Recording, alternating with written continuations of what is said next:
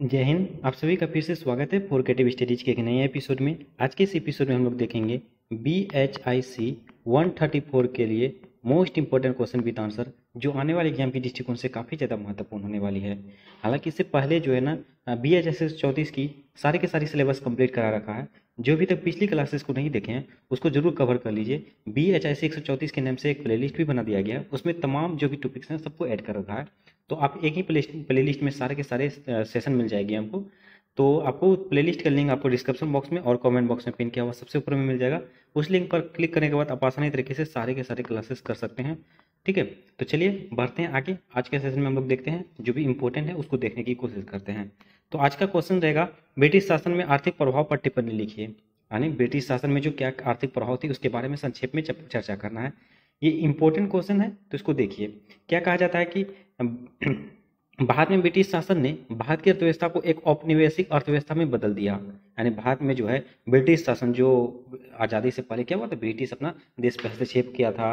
वो उन्होंने सबसे पहले व्यापार करने आए थे। व्यापार करने के दरमियान वो धीरे धीरे धीरे वो राजनीतिक हस्तक्षेप भी करने लगा। राजनीतिक हस्तक्षेप करने के बाद जो है वो क्या हुआ, तमाम हस्तक्षेप करने लगा। आर्थिक हस्तक्षेप, सामाजिक हस्तक्षेप करने लगे थे। इस तरह से ब्रिटिश शासन ने जो क्या किया, भारत में आके यहाँ की अर्थव्यवस्था की जो भी इकोनॉमी सिस्टम थे उन तमाम चीज़ों को काफ़ी ज़्यादा बदल दिया, है ना। उसके बाद कहा जाता है कि भारतीय अर्थव्यवस्था की संरचना और संचालन ब्रिटिश अर्थव्यवस्था के हितों द्वारा निर्धारित किया गया था। यानी ब्रिटिश सरकार, जो अंग्रेज जो चाहते थे उस अनुसार भारत में कार्य करवाते थे, उस तरह से बिजनेस करवाते थे, उस तरह से वो कृषि करवाते थे, राजस्व लगाते थे, राजस्व वसूलते थे। मतलब ये तमाम चीजें इस पे करते थे। हम लोग किसी बारे में चर्चा करेंगे एक एक करके, एक एक पॉइंट को डिफाइन करके। ठीक है, तो इस तरह से हम लोग कहा जाता है ब्रिटिश शासन के आर्थिक प्रभाव का विस्तृत सर्वेक्षण इस प्रकार है। तो फर्स्ट पॉइंट में कहा जाता है गैर औद्योगिकरण, कारीगरों और हस्तशिल्पों का विनाश। यानी कि कारीगरों और हस्तशिल्पों का किस तरह से अंग्रेजों ने भारत में विनाश किया, इसके बारे में देखते हैं क्या कहता है। ये आर्थिक प्रभाव है। आर्थिक प्रभाव में पहला पॉइंट कहा जाता है गैर औद्योगिकरण, और इसमें जो कारीगर हैं और हस्तशिल्पकारियों हैं उसका विनाश किया है। मतलब इस तरह से हुआ कि जो भी हथकरघा, मतलब हाथों से बनाते थे, जो चरखा वगैरह बनाते थे, उसका विनाश किया गया। कारीगर जो थे उनका विनाश किया गया। इसमें बहुत सी चीज़ों को बदलाव किया अंग्रेजों ने आके। तो उसके बारे में हम लोग जानते हैं क्या आर्थिक प्रभाव था।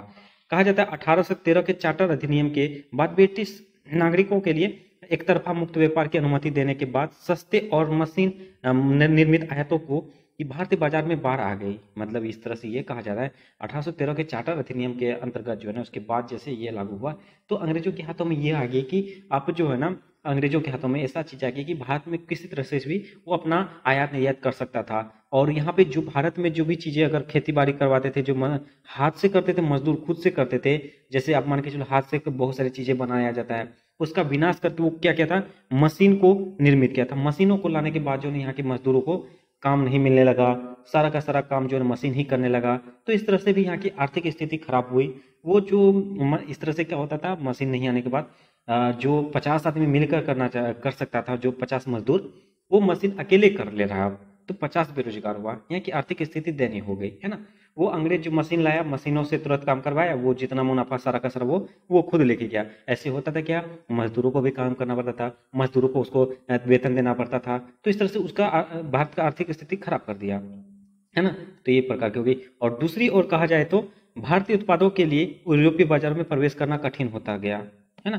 उसी प्रकार 1820 के बाद यूरोपीय बाजार भारतीय निर्यात के लिए लगभग बंद हो गए। यानी कि यूरोपीय बाजार जो है ना 1820 के बाद भारत निर्यात के तरफ साफ बंद के लगभग में हो गया। और नई शुरुआत किए गए रेल नेटवर्क ने यूरोपीय उत्पादों के दूर दराज के कोनों कोनों पहुंचने में मदद की। इस तरह से उसके बाद 1820 के बाद रेल का जो नेटवर्क बढ़ाने लगा।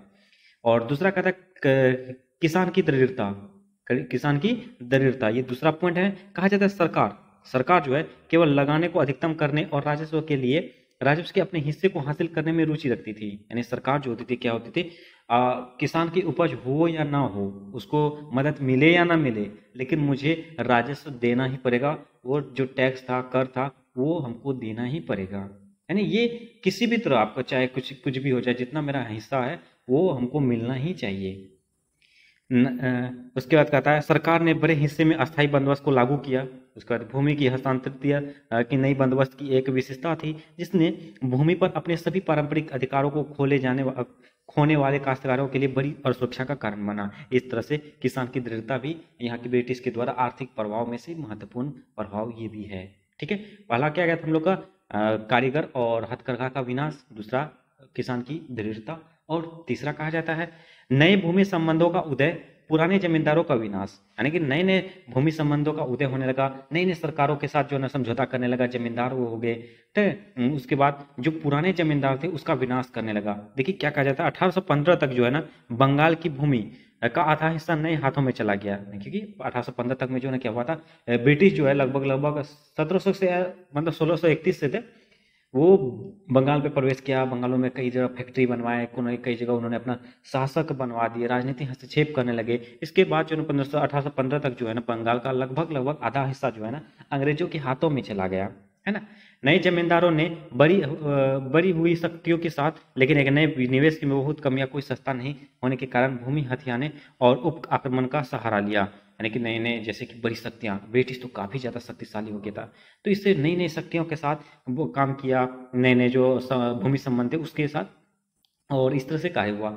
और कहा जाता है भुगतान किए जाने वाले बिचौलियों की संख्या में वृद्धि ने अनुपस्थित जमींदारों को जन्म दिया और किसानों का बोझ बना, है ना।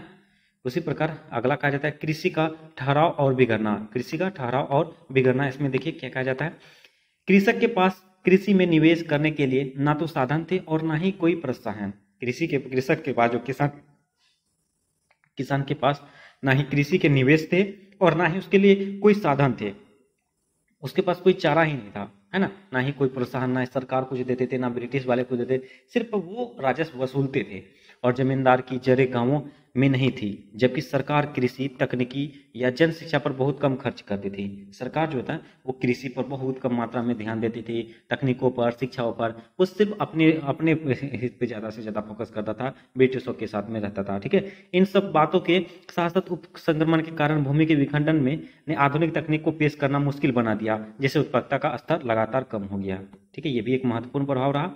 तीसरा फिर नेक्स्ट प्रभाव कहा जाता है कि भारतीय कृषि का व्यवसायीकरण। भारतीय कृषि का व्यवसायीकरण, इसमें क्या कहा जाता है, 19वीं सदी के उत्तरार्ध में एक और महत्वपूर्ण प्रवृत्ति कृषि के व्यवसायीकरण का उदय था।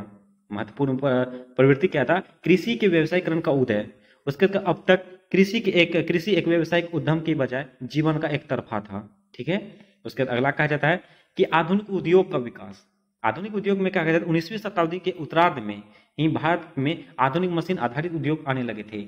पहली सूती कपड़ा मिल 1853 में बम्बई में कवासाजी नाना भोस द्वारा स्थापित की गई थी, और पहली जूट मिल 1855 में रिसार जो बंगाल में आई थी। लेकिन अधिकांश आधुनिक उद्योग विदेशी स्वामित्व वाले थे और ब्रिटिश प्रबंधन एजेंसियां के नियंत्रण में थे। मतलब ये हुआ आधुनिक उद्योग का विकास किस तरह से हुआ, नई नई तकनीकों का विकास होने लगा। अंग्रेज के नई नई मशीनों का आविष्कार किया। उसके बाद उन्होंने भारत के जैसे बम्बई में क्या कहते हैं कपड़ा मिल 1853 ईस्वी में लगा दिया। उसके बाद 1855 ईस्वी में बंगाल में वो जूट मिल लगा दिया। इस तरह से क्या हुआ, मशीन आने के बाद जो है ना कई लोगों का रोजगार ठप हो गया।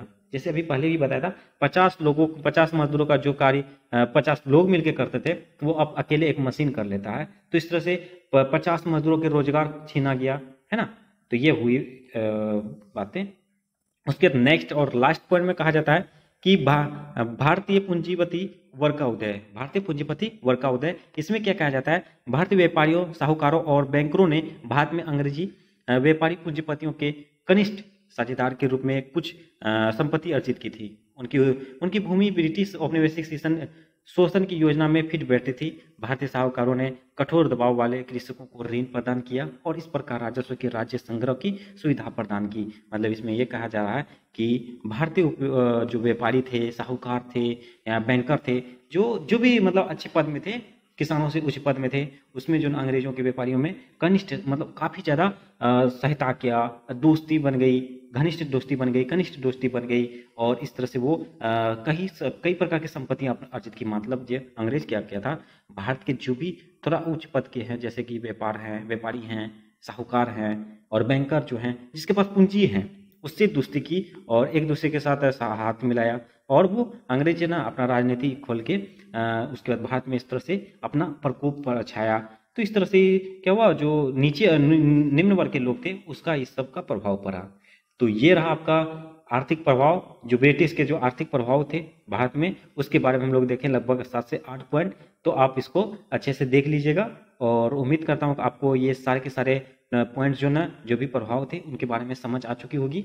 और ये क्वेश्चन इंपॉर्टेंट भी है और आपको भी पता होगा ब्रिटिश वालों ने अंग्रेजों के लिए लगभग क्वेश्चन पूछे ही जाते हैं, तो इसको आप देख लीजिए, ठीक है।